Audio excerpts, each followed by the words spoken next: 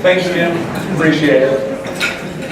My name is Chris Kurt. I work at Devon Energy Corporation. I'm Vice President, Corporate Secretary, and Associate General Counsel. Welcome to today's luncheon. I'm excited to introduce David Holt. He became mayor of Oklahoma City in April of this year. Yeah.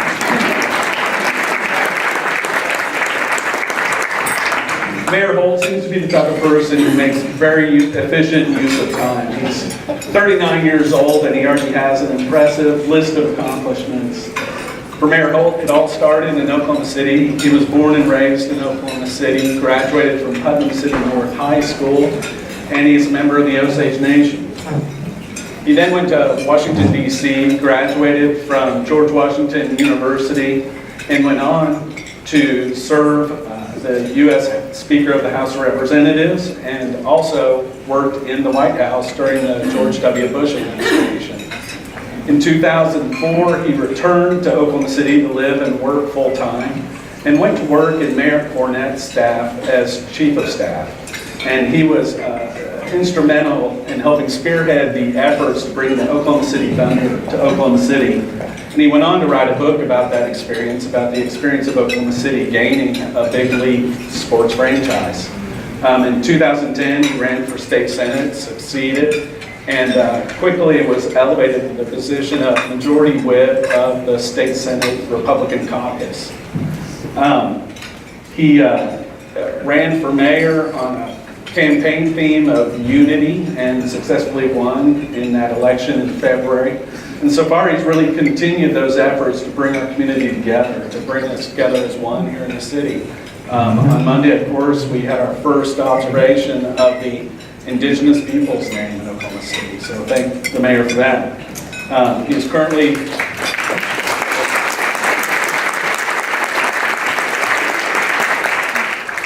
the youngest mayor of a major U.S. city. I know Mayor Holt is very enthusiastic about our city. Oklahoma City, of course, has experienced a great revival over the past several years, and people like Mayor Holt have been a part of that, thanks to people like Mayor Holt and his efforts. So proud to introduce him today. Looking forward to seeing him continue the momentum for our city. Thanks for being here. Thank you, Chris. That was very generous. I want to thank Shannon so much for this invitation. I think I made her a little nervous because I don't write anything down. So I always speak off the cuff. And so I couldn't tell her how long this was going to be or what this was going to be about, but we're going to get through it, I think. Politicians were like jukeboxes, right? Hey, give a State of the City address. Yeah, I can do that. Push the button, put a quarter in. But this is a little unique. There's things I'll say today that I've probably never said in an audience before and quite likely never will again. But I'm especially honored to be here on the 15th anniversary. And in fact, let me handle a little business up front. Hopefully this is the most boring part of my remarks. But I have here a fancy piece of paper from the city of Oklahoma City, and let me just read it as quickly as I can. This is a proclamation. Whereas Oklahoma Business Ethics Consortium is a nonprofit organization consisting of passionate volunteers from business, education, and the community at large. And whereas OK Ethics' primary mission is to inspire and equip individuals who aspire to high ethical standards. And whereas OK Ethics has dedicated itself to guiding principles of service, collaboration, respect, dependability, initiative, honor, courage, and trust. And whereas OK Ethics is celebrating a milestone of 15 years of service to over 46,000 registrants at their regular events in Tulsa and Oklahoma City. By the way, feel free to whoop anytime during my speech. It gives me energy. I like it. Now, therefore, I, David Holt, the mayor of the city of Oklahoma City, do hereby proclaim October 10th, 2018 as OK Ethics Day in Oklahoma City.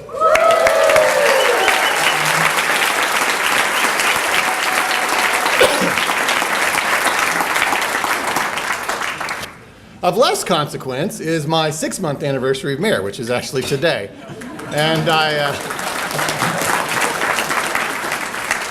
And on that note, I'd feel like I'd cheated you if I didn't give you a quick little sort of 2-minute sort of state of the city before we talk more about the topic at hand. But as I've said, in my campaign, and as Chris mentioned, based on a one OKC theme, I talked about things that we're doing well and things that we're maybe not doing so well, and continued those themes in these 6 months. First of all, of course, it always starts with core services.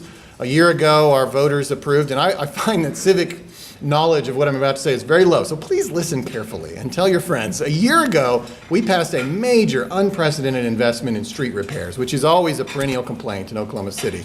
And we're putting $800 million, that's more money than MAPS 3, we're putting $800 million into street repairs here in the city of Oklahoma City, thanks to the commitment from the voters last year that doubled really what we were doing on an annual basis. So hopefully you'll notice the fruits of those labors. That initiative is dubbed Better Streets, Safer City. Maybe doesn't roll off the tongue like MAPS, but it is just as consequential. There was another major component of that, and that was a public safety portion. Of course, we have the police chief right here. As I understand, one of the first speakers 15 years ago, Bill City.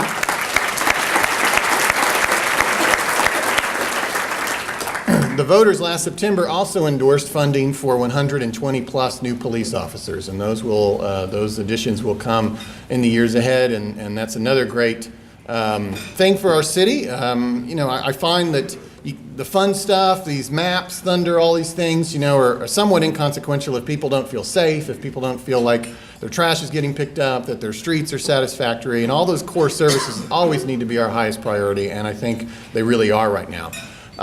Secondly, I've talked a lot about quality of life, and this is actually timely. Very, very soon, we'll say I will be kicking off a conversation about, what we can do to continue our investments in ourselves that have meant really so much to our city. We've experienced a renaissance over the last 25 years that started 25 years ago this year with the passage of MAPS, and we have the opportunity actually when that streets sales tax elapses at the end of March 2020 to continue those investments. And so you'll see me start a conversation very soon about MAPS, and we're going to have a very inclusive conversation, and we want everybody to have a voice and a seat at the table. And I'll talk actually a little bit more on that theme in a moment. And then also education is a key issue for me. I've kind of said this publicly and kind of teed it up, but I'm going to be leading a conversation so we can kind of take control of the local narrative. We've been subject to perceptions about Oklahoma's education system that have really damaged, I think, perceptions for Oklahoma City. And we need to regain that narrative, just as we did 20 years ago when a group of citizens came together under the Project Kids banner and came forward with Maps for Kids. But that was a long time ago, and it's really time to have that conversation again. We're overdue. So that's something I'll be talking more and more about. I don't control the schools, and I know that, but a mayor can convene the different leadership structures of our city, like the school district, the city government, the business leaders, and the philanthropic leaders, to create a vision for public education in Oklahoma City, which we desperately need. And the last thing I talk a lot about is the diversity of our city and making sure it's incorporated into our decision-making process. And I'm going to actually save more on that here for a moment. So let me transition to more of the kind of the topic at hand today, which is ethics. I was elected, as Chris said, I was elected 8 years ago to the state senate. And one of the core things, there's a few things I talked about with my wife at the time.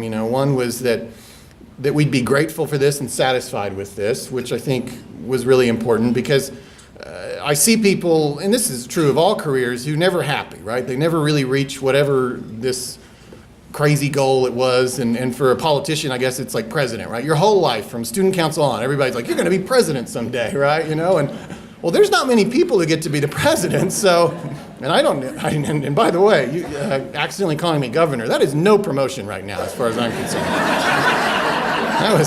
That sounded horrible. So I wanted, nobody in my family's ever been elected anything. So we definitely wanted to set the tone at that point that that, this was enough. If all I ever was a state senator, I've changed my family's life forever, and that was something to be grateful for. And so it's kind of freeing when you think that way. And so now I'm the mayor, but that just, to me, just continues to be just a cherry on top.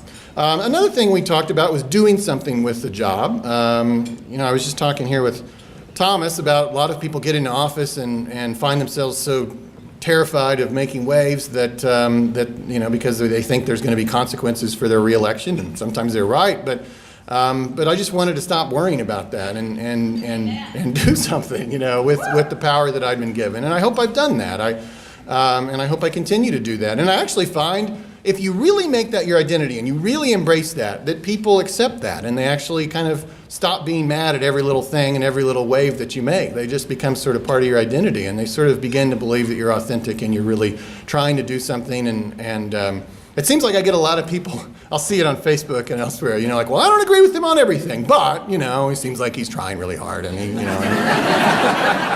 seems like, and sometimes that's all you can ask for. So, but the last thing, and that's more timely to our topic today, the last thing that I said to myself was that I really wanted, I cried with Shannon when we had our pre-meeting. I can't get through this. George and Maggie are my kids, and I just wanted, when I'm gone and when they're with people who worked with me, I want those people to tell George and Maggie that I was a good man. Amen. And you'd be surprised how many opportunities, it seems apparently, you get to not be a good man in public office.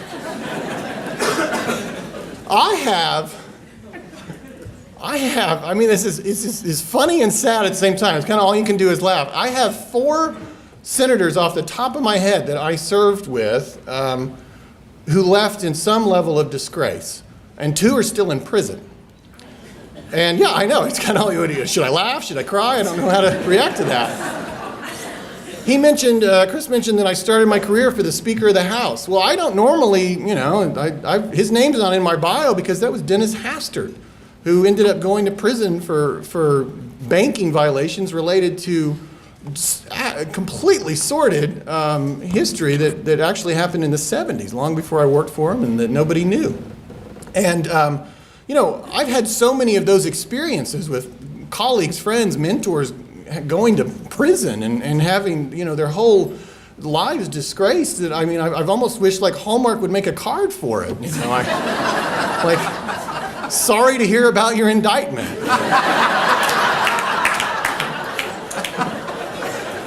And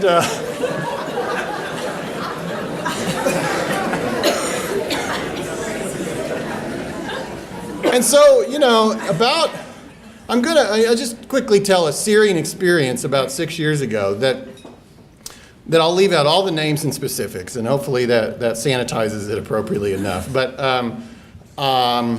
there was one of those episodes where the point being here, so everybody thinks they're going to be good, right? And we're if a guy walks up to me with a stack of $100 bills in a paper sack, I know what to do, and of course you do. Those are the easy, that's the easy corruption to avoid.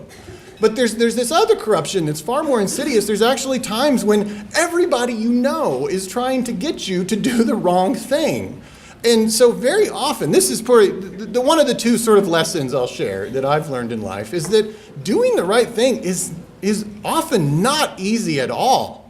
That's why we praise it. That's why we create organizations to elevate it, because if it were easy, that's what we would always do. But in fact, sometimes it's very, very hard. And 6 years ago, senators and mayors typically have other jobs. It's a quirk of Oklahoma and a lot of western states. There's sort of this view that we should have citizen legislators, and it's maybe a little more practical 100 years ago, but nevertheless, I had another job. And so when you have another job, as most of us do, that creates conflicts, and there's laws on these conflicts, and it normally works itself out, and you recuse, and people recuse from votes at the legislature and recuse from votes at the city council all the time, and that's fine. It works itself out. It's usually not an impactful act, But there was this issue 6 years ago. I was working for an employer who had been compensated to advocate for a project at the state capitol that was very high profile and very much desired by the leadership of Oklahoma City and very much desired by me. It was wildly supportive of this project. But the laws were very clear. I was working for someone who had been compensated to advocate for this project, and I didn't casually make that decision. I even spoke at the time the widely recognized top ethics attorney in the state of Oklahoma, who strongly felt that there was absolutely no way I could cast a vote on this issue. And as I said a moment ago, that's normally not a big deal. There's 48 senators. You need 25 to pass something. Normally you can just sort of duck out, and nobody notices. But in this case, it had 24 yes votes. It was like the perfect ethical storm. And I had no choice but to let people know a few days ahead of this vote, in anticipation of it, that the state's top ethics attorney had told me, and any layman with third grade reading education could read the law and tell you that there's no way I could vote on this. And ultimately, I sat there and they held the debate and they opened the vote, and you kind of never know exactly how things are going to go down. You don't truly know how people are going to vote until it happens, but everybody cast their vote, and there's a big board at the front of the Senate chamber there, and it just sat at 24. And I knew that that in a way, all eyes, many eyes in Oklahoma City were on me, and certainly all the eyes in the chamber were on me, and I just shook my head. There was nothing I could do. They closed the vote. You typically, in the practice, you go up and you grab the mic and you say, due to constitutional whatever, constitutional provision such and such, I am recusing from this vote, and that was the end of it. And then I went back to my office and I cried a little bit. I mean, it was horrible. I was totally for that project. And then the calls started coming and prominent people screaming at me, cursing at me. I'll forever have seared in my mind one person that's very prominent in our community calling me and saying, I'll never forget these words, "You should have broken the law and made them go after you." And I assure you, it was never in doubt for me. I knew I'd done the right thing, but it was hard. And it went on for weeks, threats to, ruin my career. It was a fairly miserable time. And then I ultimately decided I was so supportive of this project that this conversation about the project was going to continue to go on for years to come, and I needed to be in a position to vote for it. So I for no other reason, left the job I was at a few months later in anticipation. We meet in the spring, so kind of the summer and fall was sort of a dead period. And in the fall, I talked to my employers and I said, I can't stay here. I have to be able to vote for this. Does it seem likely that again next year we're going to be sitting there at 24 votes? Probably not. But if we are, I think in this case I'll have done the wrong thing to stay here. I need to vote for this. And so I left. I didn't have any other employment opportunities, and it all works out. And in fact, that project ultimately advanced in probably a far superior form. The project is in a great place. I ultimately played a key role in all of that because I was able to, once I left my employer, and I got better and better jobs, and all is good. And that's usually how it works out. But in the heat of the moment, it was a fairly searing experience. And you all have stories like that. That's mine. I was invited to speak, you weren't, but think, just remember that. Just remember on those really bad days where you feel like you've done the right thing, but nobody else seems to think so. Just remember me, that it'll be okay, and you did do the right thing. There's another thing I want to visit about real quick that we just have a few more minutes. That's another sort of lesson that I've tried to apply. We all know, there's kind of like, we all know the hypothetical. I mean, if you're at the grocery store and the cashier actually owes you $10 in change, but he gives you a 20 by accident. We all know what we're supposed to do, right? We're supposed to say, "Oh, excuse me, sir, you gave me a 20. I only, it was only 10. Oh, okay, thank you for that." That's the right thing to do. We all know that. But I would submit to you that there are things in our political life in Oklahoma City where the cashier has given us a 20.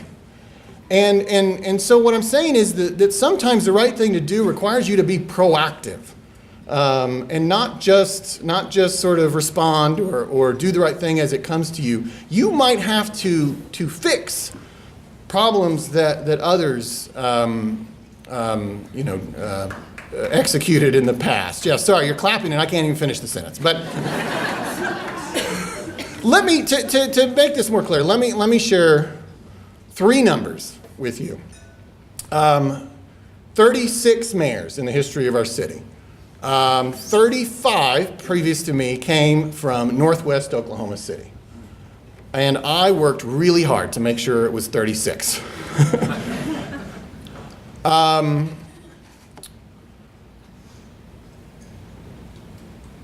Under the age of 18 in Oklahoma City is 60%. So the kids of Oklahoma City is 60% non-white. Okay? It's another statistic for you. And the last number I'd share with you is this was recently done. I don't really have this data, but reporters actually went out and kind of obtained this information by going to all our boards and commissions.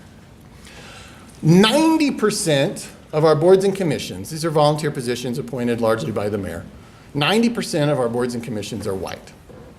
So is this the way it should be, that everything in Oklahoma City is controlled by, for lack of a better phrase, white people from Northwest Oklahoma City? No. Right, no. Or has the cashier given us a 20? And I say that as a white guy from Northwest Oklahoma City. And so I glossed over this a minute ago because I wanted to drill down on it more here. You know, the diversity of our city has been a wonderful thing and it's growing. And as I said, under the age of 18, we're 60% non-white. So we're going to be a majority minority city. But it's not just about ethnicity. It's about, as I said, geography. We've traditionally favored, the power structure of our city has traditionally favored those who live in Northwest, not those who live in Northeast, not those who live in the South Side. It has traditionally favored white people and has traditionally favored men. I don't know the data for how many men are on our boards and commissions, but I would suspect it's not far off from 90% as well. So I have, as mayor, ways to influence that. One is simply to bring attention to it, to talk about it as I am today. When I took office, I moved out all the pictures of old mayors and put in 20 pictures of Oklahoma City kids that were demographically representative of what I just described because I wanted people to see it with their own eyes and really help to get their minds around it. Boards and commissions appointments, it's a slow deal. I don't get to appoint everybody, right off the bat. It's as their terms expire, but we've already, as much as we can in these first 6 months, introduced a lot more geographic, age, gender, and ethnic diversity into our boards and commissions.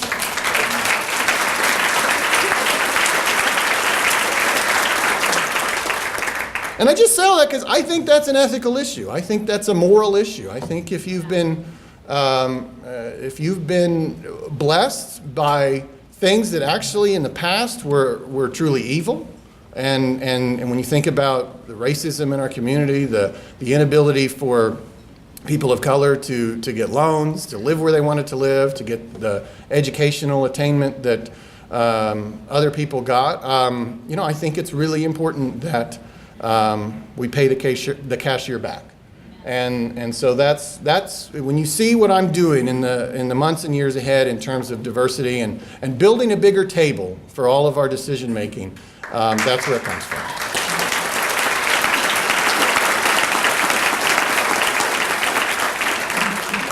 So there's a couple thoughts. I might even get you out a little early. I hope that's okay, Shannon. But thank you for all you do. Thank you for giving a lunch of your time here today to be a part of an ethics conversation. It is very, very important. I want each of you to be remembered as good men and women by your families, and I have no doubt that you will, and you need to set a standard for all the 650,000 people in Oklahoma City and the 1.3 million in our metro. I think we have something of a reputation nationally of being a good place with good people, and we have to maintain that. It starts with public officials, it starts with corporate leaders, it starts in our homes. So thank you again so much for having me today. Congratulations on 15 years.